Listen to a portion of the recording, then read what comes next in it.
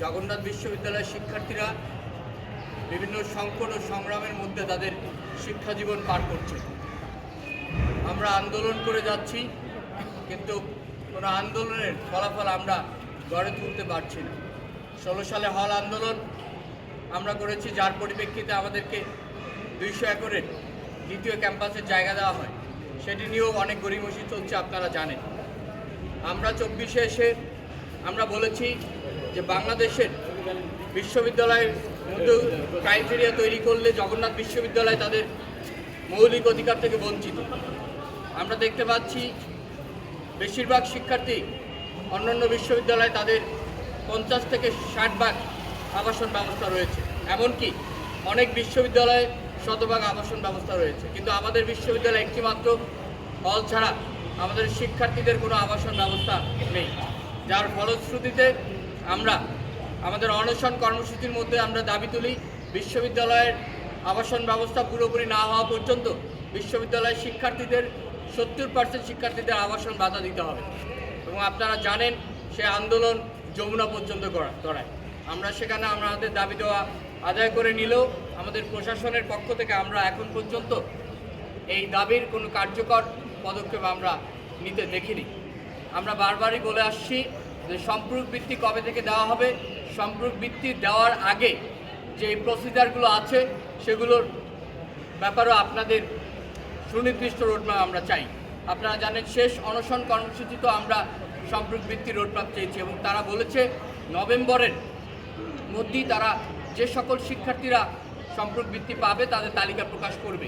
কিন্তু নভেম্বর চলে গেল, ডিসেম্বরের আজকে 5 তারিখ, এখন পর্যন্ত তালিকা প্রকাশ করা হয়নি এবং কবে থেকেই শিক্ষার্থীরা তাদের সম্পূরক বৃত্তি পাবে সেই নিয়েও তাদের কোনো সারা শব্দ আমরা দেখতে পাচ্ছি না।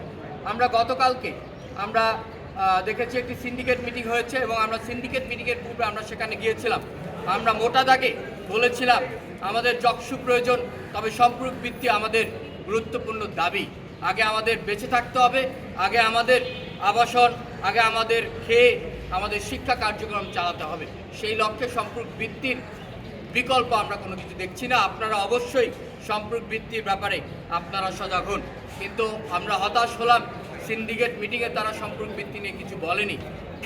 সুতরাং আমরা এই অবস্থায় আমরা মনে করছি সম্পূরক বৃত্তির জন্য যদি আমরা বসে থাকি তাহলে এই প্রশাসনের পক্ষ থেকে আমরা সম্পূরক বৃত্তি কখনই আদায় করতে পারবো না। তারই ধারাবাহিকতা আমরা আগামী রবিবার সম্পূরক বৃত্তির সুনির্দিষ্ট রোডম্যাপ অর্থাৎ সম্পূরক বৃত্তির তালিকা এবং সম্পূরক বৃত্তির কত টাকা করে কবে থেকে পাবে এই রোডম্যাপের দাবিতে আগামী রবিবার আমরা বিসি ভবনের সামনে অবস্থান কর্মসূচি করব ঐক্যবদ্ধ নির্বিঘ্ন অভিযান প্যানেলের পক্ষ থেকে। এখানে একটা জিনিস থাকে যে আসলে আচরণবিধির একটা নির্বাচনী আচরণবিধির একটা জিনিস থাকে, কিন্তু আমরা স্পষ্ট ভাষায় বলতে চাই আমাদের জগন্নাথ বিশ্ববিদ্যালয়ের শিক্ষার্থীদের আগে টিকে থাকতে হবে, লড়াইটা আমাদের জারি রাখতে হবে। তাদেরকে আবাসন বৃত্তির মাধ্যমে আমাদের যেই কাঙ্ক্ষিত যে সমাধান, এই সমাধানটাকে আমাদের করতে হবে। তাই আমরা মনে করি আবাসন বৃত্তিটার আদায় করার জন্য যদি আমাদের ঐক্যবদ্ধ নির্বিঘ্ন অভিযান প্যানেলের আচরণবিধি লঙ্ঘন করতে হয় তবে আমরা তাই করব। কারণ বাস্তবতা যদি আপনারা চিন্তা করেন, সম্পূরক বৃত্তি যদি আমরা ডিসেম্বর এবং জানুয়ারির মধ্যে যেই তারিখ আমাদেরকে দিয়েছে এর মধ্যে যদি আমরা আদায় করতে না পারি, আপনারা সকলেই জানেন যে জাতীয় রাজনীতির একটা আমেজ এখনই দেশে শুরু হয়েছে এবং নতুন একটা সরকার যখন আসবে তখন তারা আসলেই সম্পূরক বৃত্তি নিয়ে কতটুকু সজাগ থাকবেন, তখন বা আবার শিক্ষার্থীরা কতটুকু আওয়াজ তুলতে পারে সেই ব্যাপারে আমরা খুবই শঙ্কিত। তো সেই জায়গা থেকে আমরা বলছি যে প্রশাসনের পূর্ব ঘোষিত এই যে জানুয়ারি অর্থাৎ ডিসেম্বরের শেষের দিকে আমাদের যে সম্পূরক বৃত্তি দেওয়ার কথা সেই সম্পূরক বৃত্তি আমরা আদায় করতে চাই।